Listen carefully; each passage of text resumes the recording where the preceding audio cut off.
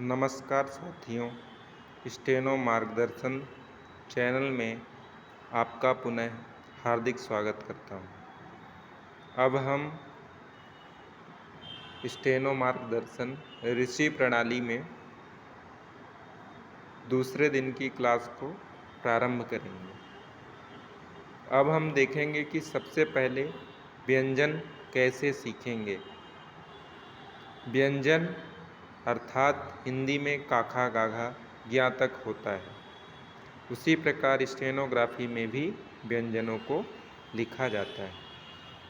इसमें सबसे पहले का वर्ग आता है, जिसमें का, खा, गा, घा ये रेखाक्षर आते हैं, जिन्हें हम अग्रगामी एवं सरल रेखाक्षर कहते हैं।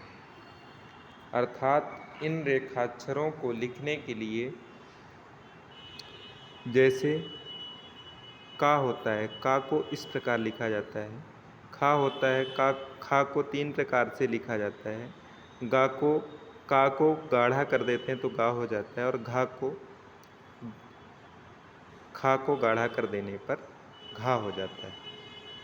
अर्थात इन सभी रेखाक्षरों को लिखते समय यहाँ पर सभी रेखाक्षर की लंबाई समान हो तथा खा रेखाक्षर 3 प्रकार से बने हैं, जिनका प्रयोग अलग अलग स्थान पर होगा। ये हमें नोट रखना है अपने दिमाग में।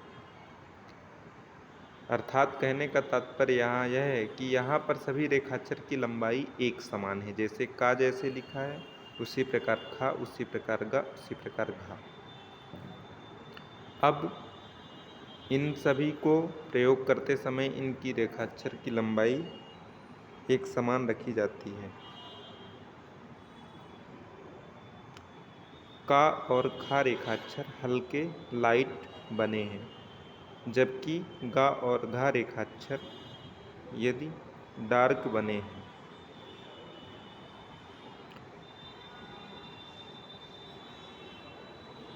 का और खा रेखाक्षर को हल्का लिखना है, अर्थात लाइट जैसे लिखना है, जबकि घा और खा रेखाक्षर को गाढ़ा डार्क बनाना है। अब इसी में चा वर्ग आता है, जहाँ चा, छा, जा, झा ये रेखाक्षर अधोगामी एवं सरल रेखाक्षर कहे जाते हैं। ये 60 डिग्री पर बनते हैं। जैसे चा ऊपर से नीचे बनता है, चा को ऊपर से नीचे बनाया जाता है, जैसे इसमें बना हुआ, जैसे ये देखिए ऐसे। छा को ऊपर से नीचे ही बनाया जाता है, जैसे छा ऐसे बनेगा आपका। इनका अभ्यास भी मैं करना आपको सिखाऊंगा। जा हल्का गाढ़ा बनेगा चा के जैसे, झा हल्का गाढ़ा बनेगा, छा को गाढ़ा कर देना है।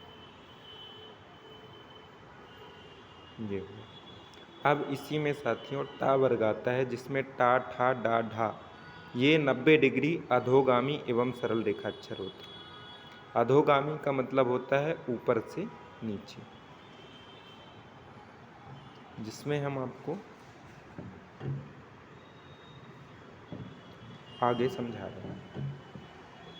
टा होता है, टा को कैसे लिखा जाता है, ऊपर से नीचे जैसे लिखा गया है। ठा को ऊपर से नीचे बनाया गया है, टा को गाढ़ा करके बनाया गया है, और ठा को गाढ़ा करके बनाया गया है। साथियों आप समझ ही गए होंगे। अब नीचे इसकी के ऊपर ता वर्ग, ता, था, दा, धा इन्हें अधोगामी एवं वक्र रेखाक्षर कहा जाता है। अर्थात वक्राकार ये बनते हैं, आप वक्र रेखाक्षर पढ़ रहे हैं। जैसे इसमें बना हुआ है ये, इसे ता बोलते हैं। ता कैसे बनेगा, ऐसे ता बनेगा, ऐसे ता बनेगा। ये दोनों प्रकार से बनता है। था जिस प्रकार बना हुआ वैसे बनेगा। दा भी उसी प्रकार ता को गाढ़ा कर देने से बनेगा। धा इस प्रकार बनेगा गाढ़ा कर देने से। अब इसमें अंगा या और अणा को रेखाक्षर लिखने के ना रेखाक्षर को गाढ़ा कर दिया जाता है, यह नियम होता है। ना रेखाक्षर ऐसे बनते हैं। ये रेखाक्षर जो बना हुआ है, इसी रेखाक्षर को गाढ़ा कर देने से ना रेखाक्षर बन जाता है। पा वर्ग होता है। पा वर्ग में पा, फा, बा, भा आता है, जहाँ सरल एवं अधोगामी रेखाक्षर होते हैं। जैसे पा, पा को कैसे लिखा जाएगा? ऐसे लिखा जाएगा। कैसे? ऐसे लिखा जाएगा। फा को कैसे लिखा जाएगा? ऊपर से नीचे हल्का तिरछा, ऐसे। सभी रेखाक्षरों की लंबाई एक समान। बा को कैसे लिखा जाएगा? पा को गाढ़ा कर देने से बा। भा को कैसे लिखा जाएगा? फा को गाढ़ा कर देने से भा बन जाता है। अर्थात साथियों, मैं आपको बता दूं, स्टेनो मार्गदर्शन में आपको स्टेनो संबंधित सभी जानकारियां विधिवत तरीके से दी जा रही हैं।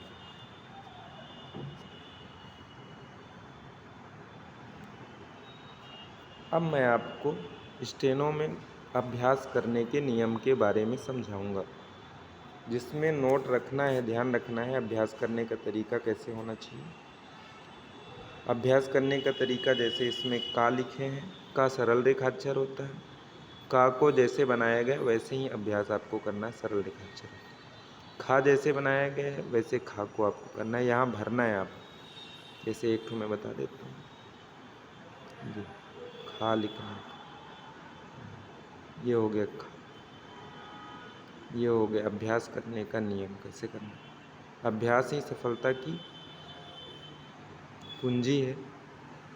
अगर अभ्यास आप निरंतर करेंगे तो आप जरूर स्टेनोग्राफी मार्गदर्शन सीखेंगे। ऐसे ही गा रेखाक्षर को, ऐसे ही चा रेखाक्षर को, ऐसे ही छा रेखाक्षर को आपको अभ्यास करना। नमस्कार साथियों, फिर पुनः मिलते हैं अगले वीडियो में आपको नई जानकारी देते हैं।